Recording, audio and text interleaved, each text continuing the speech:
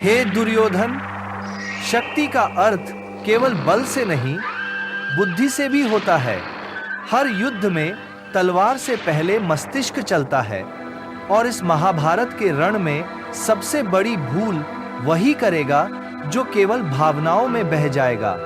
मित्रता पवित्र है, पर युद्ध में मित्र को समझकर चलना और मित्र की ऊर्जा को लक्ष्य के लिए नियोजित करना, यही विजय का प्रथम नियम है।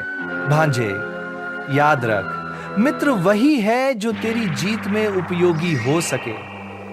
धर्म कहता है संग चुनो, और संग का अर्थ केवल साथ बैठना नहीं। संग का अर्थ है कि कौन तेरी योजना, तेरे ध्येय को आगे बढ़ाएगा।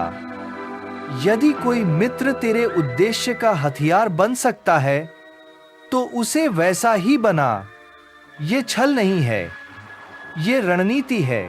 तू देख, पांडवों के साथ श्री कृष्ण है, वह उनका मित्र है, पर साथ ही उनका मार्ग, उनका अस्त्र भी है। अर्जुन अकेले योद्धा होता तो सामान्य योद्धा ही रहता, पर कृष्ण उसे देव समान बना देते हैं। क्या यह कृष्ण का उपयोग नहीं? क्या यह रणनीति नहीं? तो जब पांडव अपने मित्र को अपना सारथी बना सकते हैं, तो तू अपने मित्र को अपना कवच क्यों ना बनाए? मित्रता का अर्थ ये नहीं कि तू उसकी रक्षा करता रहे। मित्रता का अर्थ है कि वह तेरे साथ विजय की ओर चले, चाहे ढाल बनकर, चाहे तलवार बनकर। जिस प्रकार धर्म की रक्षा करना मनुष्य का कर्तव्य है, उसी प्रकार अपने राज्य, अपने अधिकार की रक्षा के लिए बुद्धि का उपयोग करना भी धर्म है। तुझे लगता है कि कर्ण तेरा मित्र है, पर मैं कहता हूं, वह तेरी विजय का सबसे बड़ा अस्त्र है। उसकी निष्ठा, उसका पराक्रम, उसके भीतर जन्म से भरा हुआ रोष, यह सब तेरे शासन के लिए वरदान है। उसे केवल मित्र मानोगे तो वह मित्र ही रहेगा। उसे अपने युद्ध के केंद्र में स्थापित करोगे तो वह तेरी जीत का मूल कारण बनेगा। भांजे, जब कर्ण तेरे लिए अपने जीवन का हर सुख छोड़ सकता है, तो क्या तू कर्ण को तुझे जिताने के लिए हर प्रथम पंक्ति में खड़ा नहीं करेगा? यही राजनीति है, यही रणनीति है।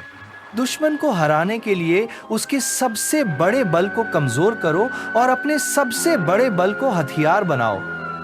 पांडव धर्म की ढाल लेकर चलते हैं, और तू नीति का भाला लेकर चल। जीत उसी की होती है जो नियम बनाता है, जो चाल बिछाता है। युद्ध में भावुकता ही सबसे बड़ी हार होती है। दया, ममता, भाव, ये सब राज सिंहासन के लिए बाधाएं हैं। मित्रता भी यदि तेरी बाजी पलट दे, तो उसे शस्त्र की तरह पकड़े रहो। जब तेरी विजय पूर्ण होगी, तब तू चाहे तो सबके पैरों में फूल समर्पित कर देना, पर उससे पहले हृदय नहीं, मस्तिष्क चलाना। हे दुर्योधन, धर्म का मूल सार है, जो तेरी रक्षा करे वही धर्म है, और राज्य तेरी आत्मा है। उसे बचाने के लिए यदि मित्र भी मोहरा बनाना पड़े, तो ये अधर्म नहीं, ये स्वधर्म है। याद रख, चतुर वही है जो परिस्थितियों को मोहरे की तरह सजाता है। पांडव तेरी हार चाहते हैं, उनका हर मित्र उनके लिए रणनीति है, तो तू उनकी बराबरी केवल तलवार से नहीं, बुद्धि से करेगा। इसीलिए सुन भांजे, मित्र को मर्यादा में रख, पर उसके पराक्रम को रणभूमि में खुलकर बहने दे। उसे इस तरह खड़ा करके तेरी ढाल भी वही बने, तेरी तलवार भी वही बने। यही चाल है, यही नीति है, यही कौरव विजय का मार्ग है। और जब इतिहास लिखा जाएगा, लोग कहेंगे, दुर्योधन ने मित्रों को मोहरा नहीं बनाया, उसने मित्रों को सिंहासन का आधार बनाया। तभी असली राजनय सिद्ध होगा। तू केवल राजा नहीं बनेगा, इतिहास का नियम बनेगा।